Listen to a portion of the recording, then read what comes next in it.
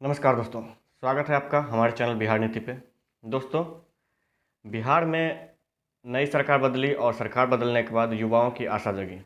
आशा इस बात पर जगी क्योंकि बिहार के उप मुख्यमंत्री तेजस्वी यादव 2020 के चुनाव में एक वादा किए थे, जिसमें कि उन्होंने सभी विभाग में, बिहार के सभी विभाग में कितने सीट्स खाली हैं, कितने सीट्स को भरे जाने हैं जो सरकारी लेवल पे, जो राष्ट्रीय औसत से, और उनको भरने का वादा किया था। उस वादे में अगर बात करें तो उन्होंने बोला था कि लगभग 10 लाख के आसपास सीट्स हैं, जो सीट्स वो फर्स्ट अपने पहले सिग्नेचर, मतलब जो सरकार गठन होगा, अगर वो चुनाव जीतते हैं और सरकार गठन होता है, उसके पहले सिग्नेचर, मंत्रिमंडल की बैठक के पहले सिग्नेचर से 10 लाख जॉब की बात किए थे। अब इन बातों पे चूंकि वो सत्ता में आ चुके हैं तो इन पे सवाल उठना लाजमी बनता है, और ये सवाल विपक्ष हो नहीं हो, लेकिन एक मीडिया के थ्रू ये क्वेश्चन उठना चाहिए।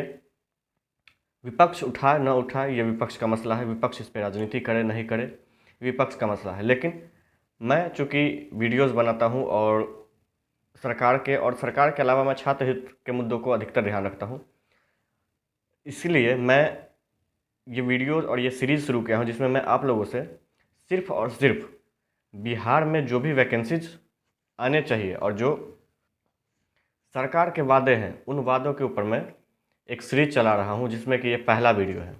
इसमें अगर बात करें तो आज हम बात करेंगे बिहार सरकार में टीचर की बहाली की। दोस्तों, एसटीईटी और सीटीईटी पास आउट स्टूडेंट्स, अभ्यर्थियों के लिए जब तेजस्वी यादव सरकार में आए तो एक आस जगी थी कि उनके आते ही 7वें चरण की बहाली की प्रक्रिया लागू हो जाएगी। अब क्या है इसमें दोस्तों कि उसमें तेजस्वी यादव ने उस समय प्रेस कॉन्फ्रेंस करके बताया था कि लगभग 2.5 लाख के आसपास प्राइमरी और सेकेंडरी लेवल पे टीचर की वैकेंसी है, और कॉलेज और यूनिवर्सिटी लेवल पे 50,000 वैकेंसीज हैं। मतलब कुल 3 लाख वैकेंसीज हैं।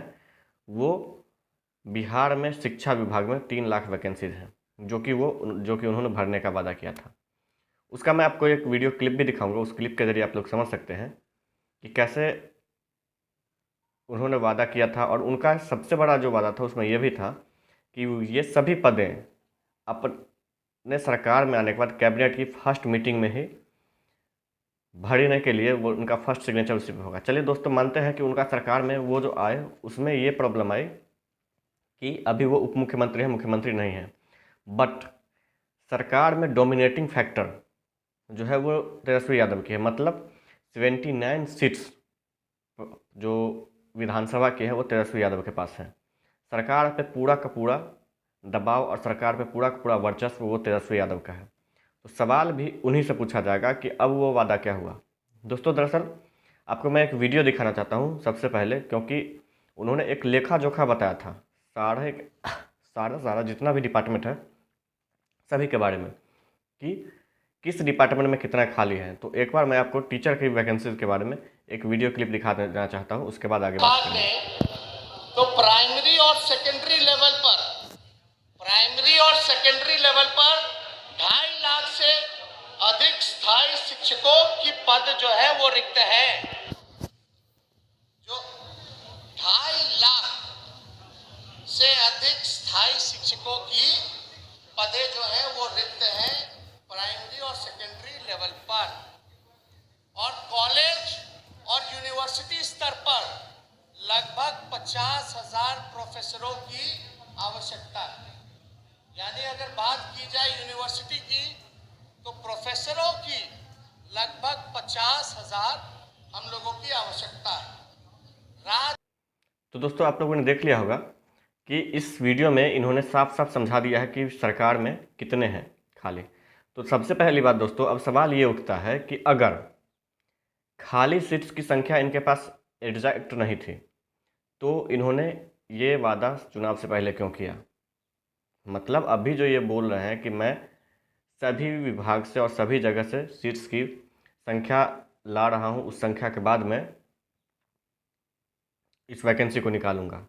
तो सवाल ये उठता है दोस्तों कि उन्होंने जो अभी बात की है ये सही था या उस वक्त का इनका डाटा सही था। अगर डाटा सही था तो फिर इनको विभागों से या फिर उनके सभी जिलों से नियोजन की स्थिति जानने की क्या ज़रूरत है? इनके पास तो डाटा था पूरा। और अगर डाटा नहीं था तो ये फर्स्ट कैबिनेट मीटिंग में डायरेक्टली कैसे बोल रहे थे कि मैं 10 लाख जॉब दे दूंगा? तो कहने का मतलब ये या तो उस वक्त झूठ बोल रहे थे या अभी झूठ बोल रहे हैं। दूसरी बात दोस्तों, अभी बता दूं कि अब तक कैबिनेट की 3 मीटिंग हो चुकी है महागठबंधन की सरकार बनने के बाद।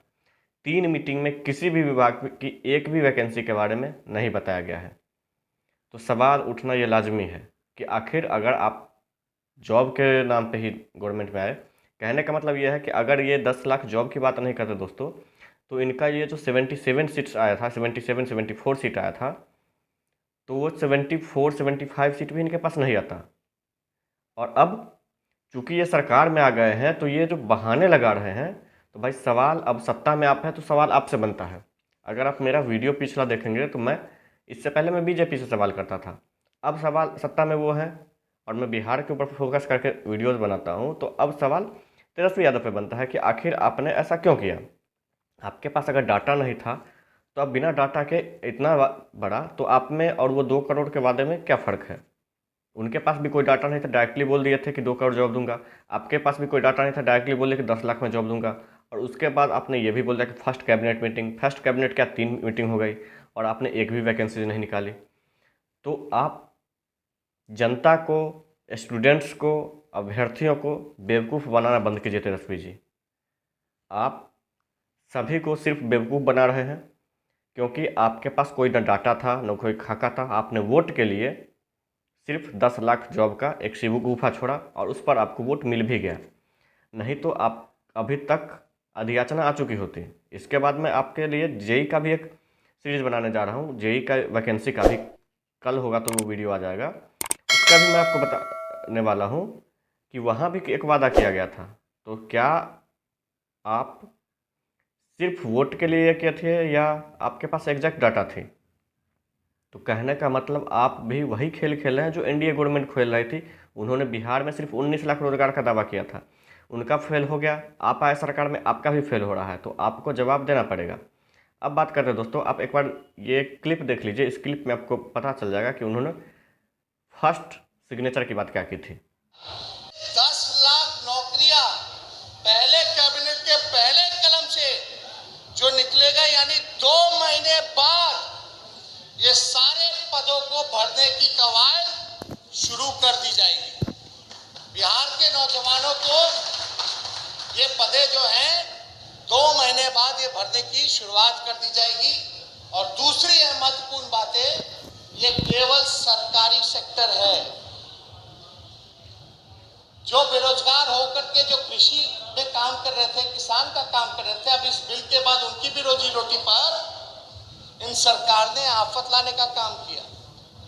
तो आपने देख लिया दोस्तों। अब सवाल ये उठता है कि तेजस्वी जी आप छात्रों से ऐसा क्यों कर रहे हैं? छात्रों पे लाठीचार्ज हो रहा है। आप 2 दिन का टाइम लेके अब 5 दिन हो गया। 5 दिन के बाद अब और 5 दिन आपके डिपार्टमेंट या आपकी सरकार मांग रही है कि उस पर जांच के लिए जिस एसडीएम को, एडीएम को बर्खास्त करना था उसके जांच के लिए, और वो पद पे है। जब पद पे है तो उसके खिलाफ जांच कैसे हो सकती है? नंबर 1।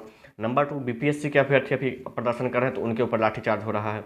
जब लाठीचार्ज हो रहा है तो माननीय मुख्यमंत्री संज्ञान ले रहे हैं और उसके बाद वो रात को बताते हैं कि मैं मीटिंग करके बीपीएससी की जो प्रॉब्लम्स है उस प्रॉब्लम्स के बारे में मैं बीपीएससी से बात करूँगा। तो ये आपने नहीं, आप मुख्यमंत्री नीतीश कुमार ने संवेदनशीलता दिखाई, अच्छी बात है, लेकिन आपका जो वादा था क्या वो आपके पास डाटा था वो फर्जी था? अगर फर्जी था तो आप फर्जी तरीके से सरकार में आए हैं, ये आप समझ लीजिए। आपको कहीं ना कहीं इन बातों का जवाब देना चाहिए, और अगर आपके पास जवाब नहीं है मतलब आप अपने को एक अनपढ़ता जो आप में झलकती है उसका एक प्रमाण दे रहे हैं। दोस्तों, अगर आपको ये वीडियो सही लगे तो ज़्यादा से ज़्यादा कमेंट करें, लाइक करें और ज़्यादा से ज़्यादा लोगों को शेयर करें, ताकि जो सरकार के चापलूस हैं उनको भी पता चले। मैं चाहे बिहार गवर्नमेंट हो या सेंट्रल गवर्नमेंट, सवाल मैं सबसे पूछूंगा रोज़गार के मामले पे। अगर आप लोग मेरी बातों से सहमत हैं तो वीडियो को ज़्यादा से ज़्यादा शेयर करें, चैनल को सब्सक्राइब कर लें और आने वाली वीडियोज़ के बारे में, ताकि आपको हमारे चैनल के द्वारा खबर मिलती रहे। नोटिफिकेशन के लिए बेल आइकन जरूर दबा लें। धन्यवाद।